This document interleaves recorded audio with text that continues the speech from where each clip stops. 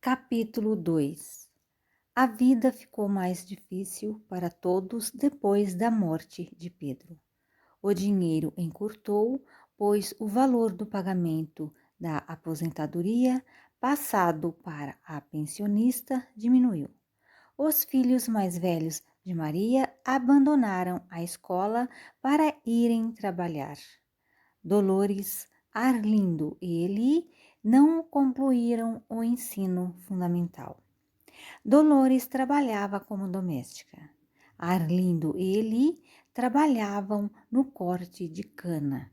Ezequiel, que tinha deficiência visual, ficava em casa para ajudar a mãe a cuidar dos irmãos pequenos. A casa não foi terminada.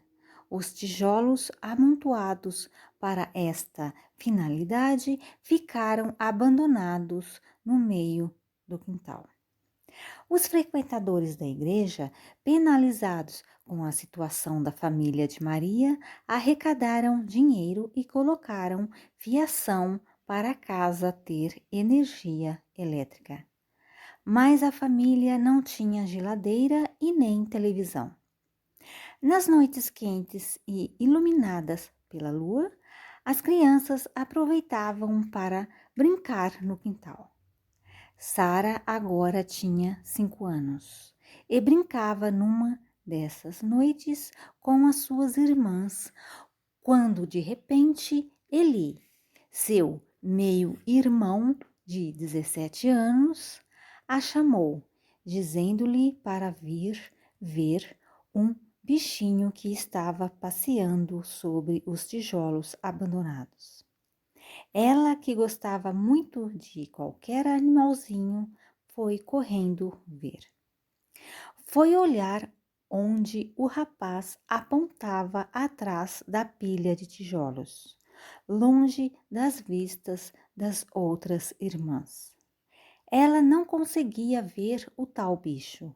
Então Eli disse que ela tinha que se abaixar mais, pois o bichinho tinha entrado numa fresta entre os tijolos. Estava sendo enganada, pois na sua inocência infantil nunca ia perceber a má intenção do próprio irmão em querer abusá-la sexualmente.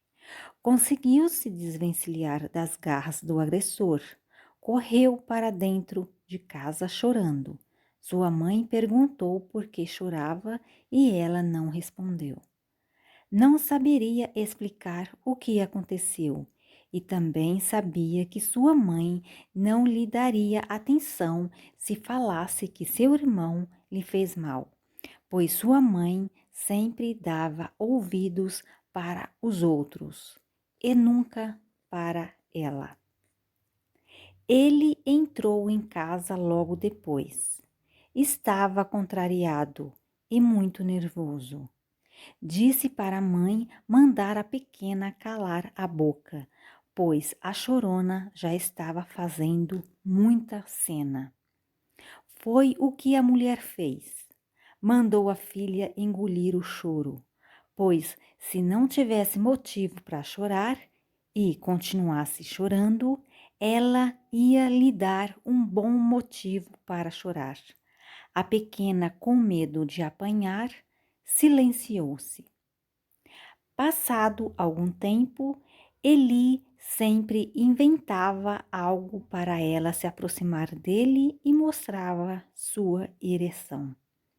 Mas Sara, percebendo a má intenção do irmão, recuava e ele gargalhava, dizendo: então vá chorar, sua chorona, para apanhar da mãe.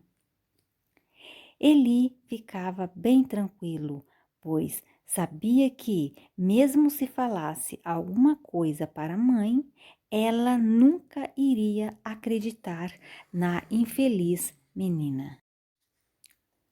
Com Sara podia fazer qualquer coisa, pois ela só era uma intrusa na família, como sua mãe sempre dizia. Mas com as outras irmãs ele jamais faria isso. Foi quando o vento soprou a seu favor. Uma noite, Sara foi deixada aos cuidados dele em casa e o restante da família foi ao noivado de um primo. A mãe não quis levá-la com o pretexto de não passar vergonha com muitas crianças famintas em uma festa. A pequena foi deixada para trás. Talvez o motivo maior fosse punir a pobre criança para não ter o privilégio de comer bolo recheado de que tanto gostava. A mãe sabia que a criança adorava bolo recheado e só tinha oportunidade em comê-lo nas raras festas às quais eram convidados, pois na pobreza de sua casa essa iguaria nunca entrava. A menina não teve oportunidade de saborear o tão sonhado bolo, mas o seu próprio irmão adorou sua companhia. Capítulo 3. Era o ano de 1980, quando Sara entrou na pré-escola. Sua professora a adorava. Era a sua melhor aluna, quietinha, obediente e estudiosa. Antes de a pequena começar o ano letivo, Maria já foi lhe avisando que o que acontecia em casa ela não poderia falar para ninguém, pois assuntos de família não poderiam sair de dentro de casa. Se a menina contasse alguma coisa para alguém, ninguém iria acreditar nela, e também ela iria ficar sabendo e lhe daria uma surra tão grande que ia lhe tirar o couro e depois lhe colocaria em salmoura.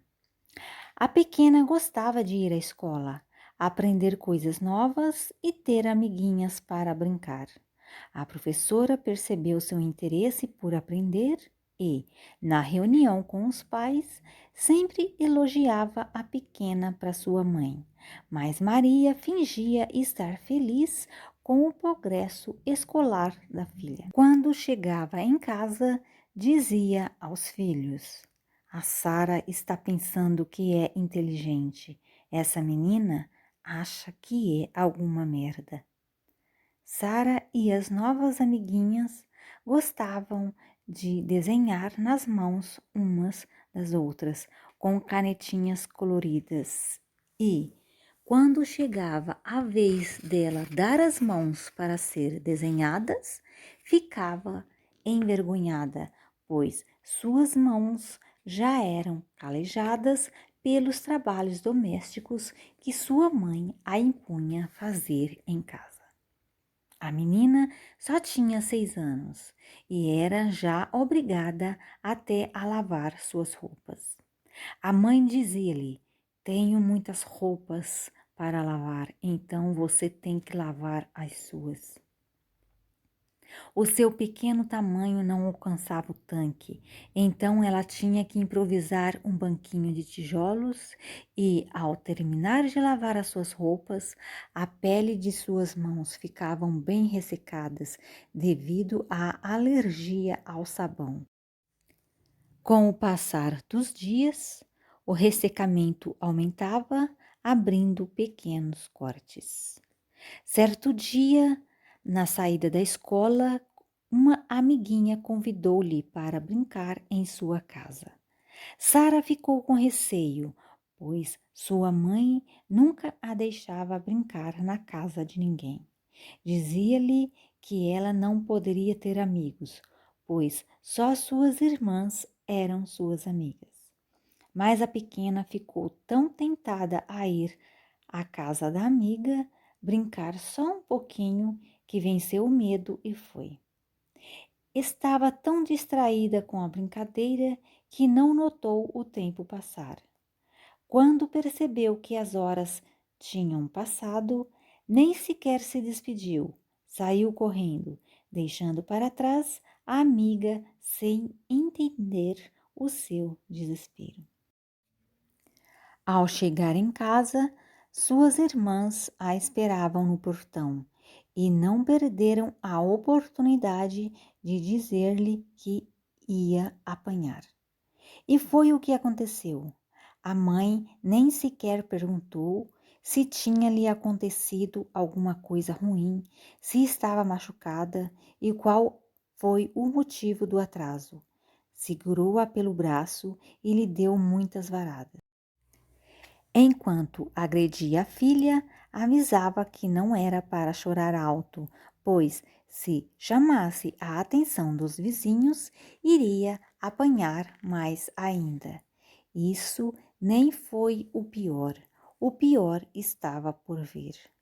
A pequena era tão obediente que o fato de, nesse dia, ter chegado um pouco mais tarde em casa depois da saída da escola foi um bom pretexto de sua mãe acabar com a sua boa reputação.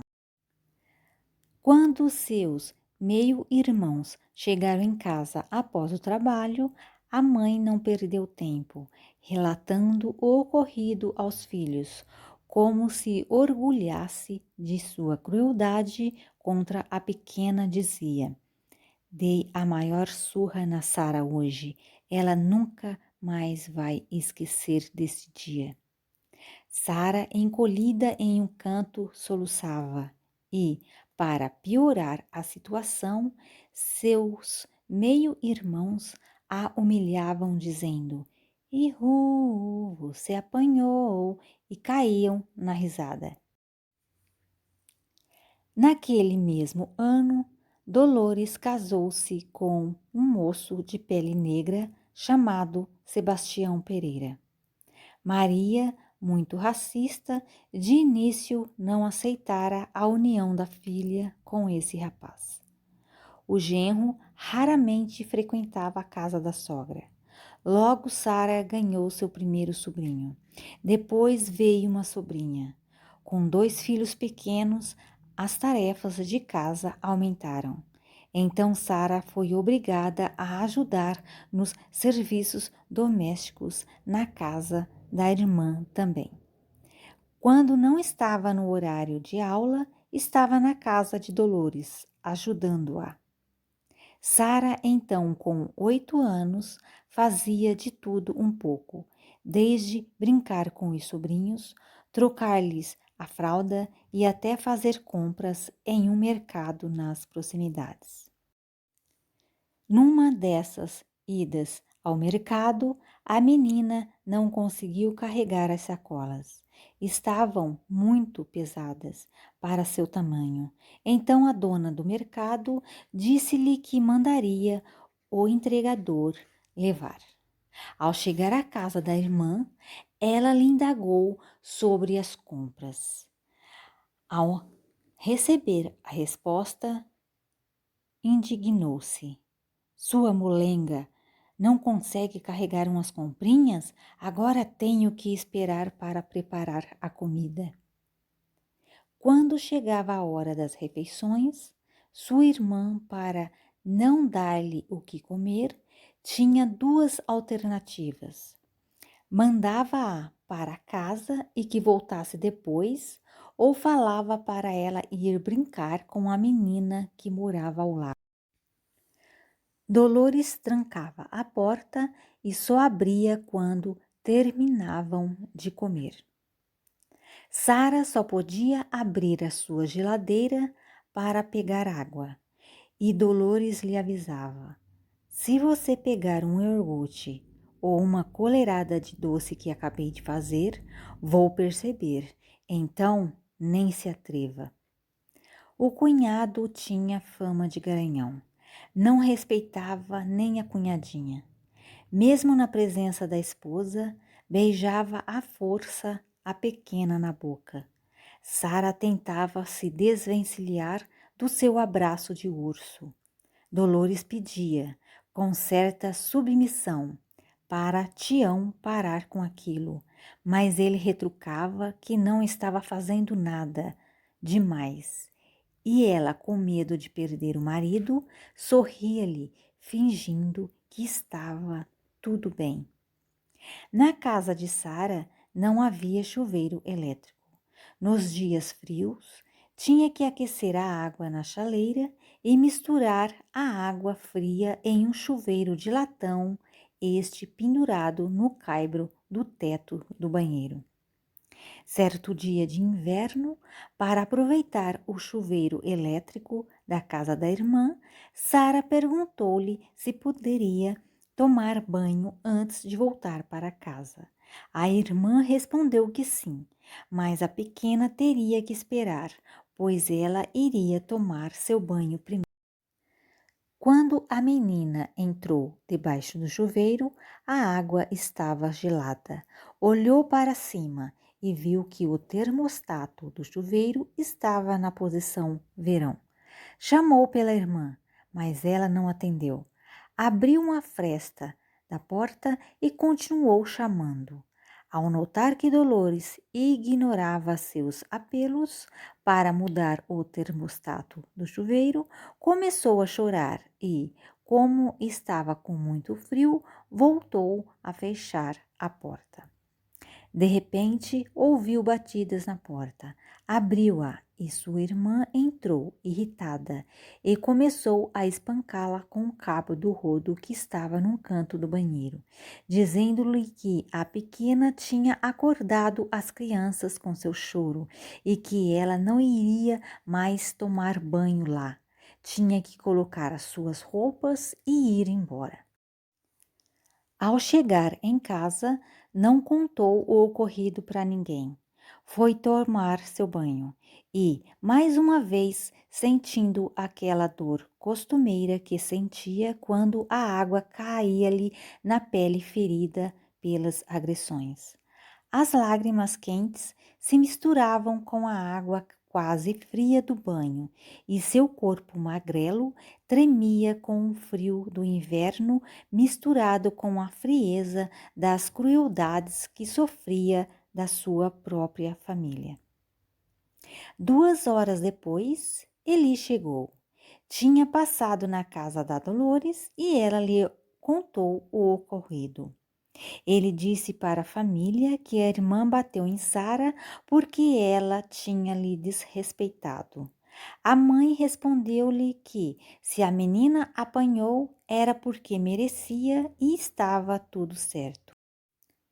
No outro dia, a pequena foi obrigada a voltar à casa da irmã agressora para continuar trabalhando sem ganhar nem um prato de comida.